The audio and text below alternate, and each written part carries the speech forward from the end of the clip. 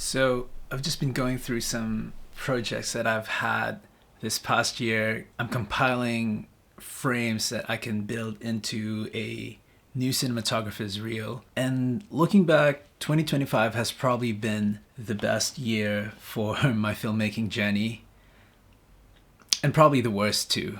Let me explain. So a chapter is closing, and my purpose here, the very reason why I came to Australia, is done. It's finished.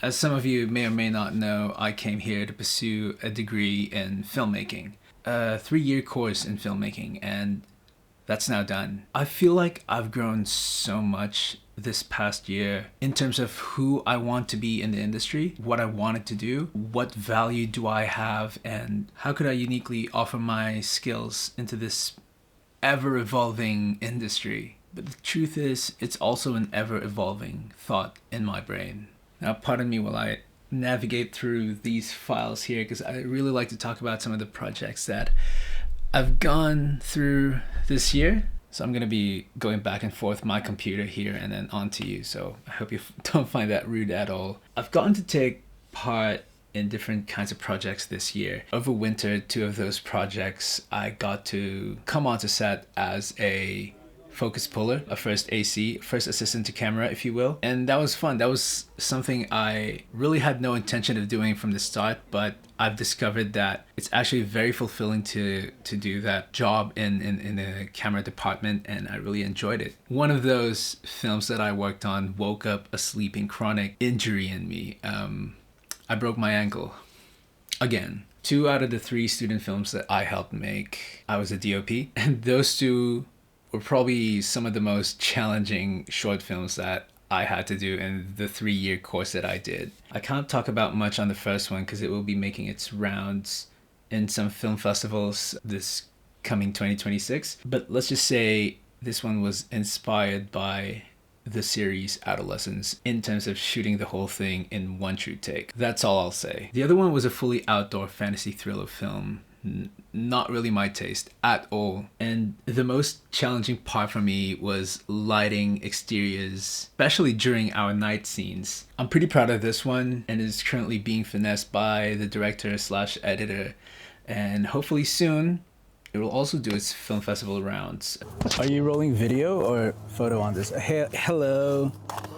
Oh, fuck. I want to thank Christina for the BTS for today. We're doing The Wake by Tom Shepard. I am the DP for this one. Shooting with the FX6. I got a Canon CNE Prime, Atomos Ninja, and a bright tangerine map, and an easy rig.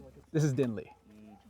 And then I think we'll continue. I have high faith in those 2 films, and I'm, really excited to hopefully show in my cinematographer reels some of the scenes that I got to shoot for those. And then earlier this year, I also got to help out with my good friend Dihan and our friend, the subject for this documentary, Jermaine, who shared a very beautiful story about his running journey, why he does it, and who he does it for. In fact, if you go to his channel, I'm going to link it down in the description. You can watch that short documentary because it's been out for months. And yeah, I helped film that.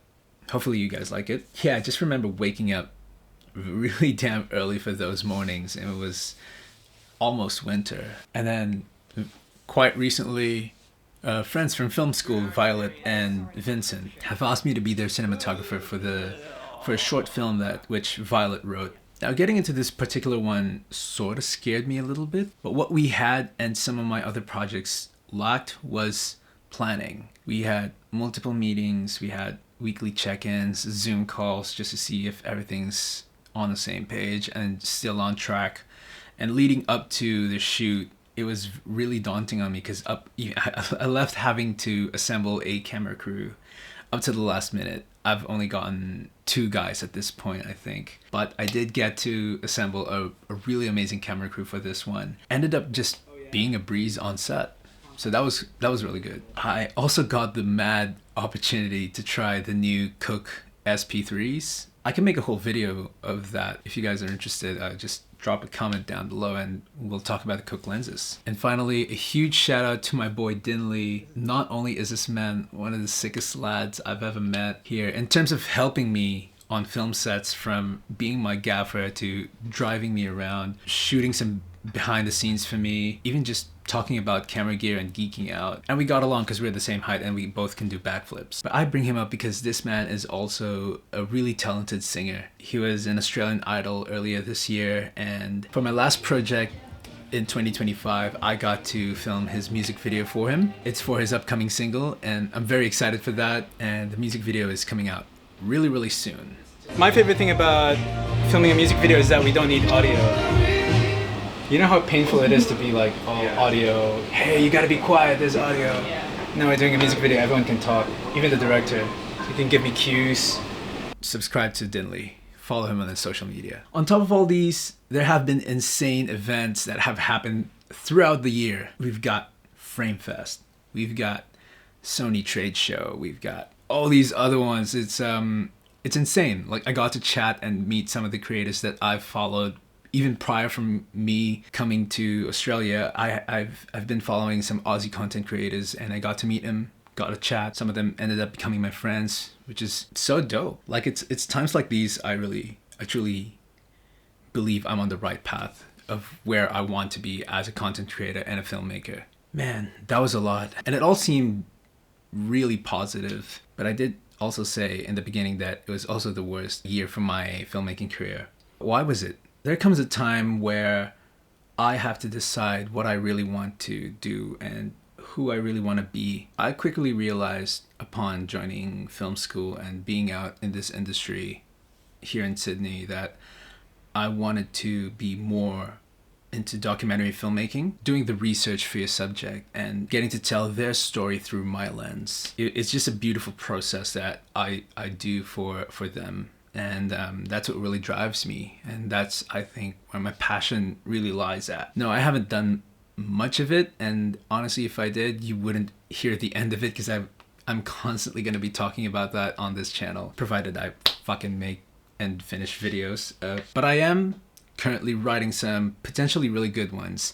I've gotten in contact with some potential subjects that who are interested in being in front of my camera for these short profile pieces or short documentaries, if you will. They're not necessarily money making, but these are chances for me to showcase my skill and my storytelling ability, which to me is more important than money, which is why I would also dabble in some other films that will make money. It's not too bad, but it was bad for me because all of the projects that I had mentioned earlier, I don't believe my heart was 100% in them during the time when we were shooting, because in my mind I was like, I don't want to be here, I want to do documentaries. And yeah, it makes me feel like shit just saying that out loud, knowing now that I could have done more, I could have done better in those projects.